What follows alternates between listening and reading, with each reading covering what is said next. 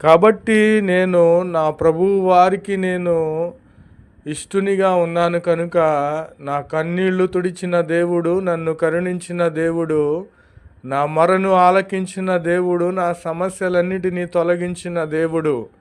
ప్రియమైన సహోదరి సహోదరులారా, నేను చెప్పుచున్నాను, ప్రభువైన క్రీస్తు వారు నేను ఆరాధించుట వలన, ఆయన వైపు నా చేతులు ఎత్తుట వలన నేను ఆశీర్వదించబడి ఉన్నాను. నా జ్ఞానము వెర్రితనమే.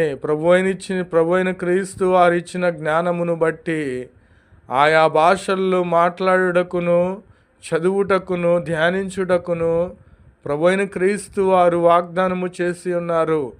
మీరు బైబిలును, పరిశుద్ధ గ్రంథమును చదువుచున్న జ్ఞానము కలిగిన వారైతే, దేవుని బిడ్డలైతే, దేవుని పొందుకొనిన వారైతే, అపోస్తల కార్యములు 2వ అధ్యాయం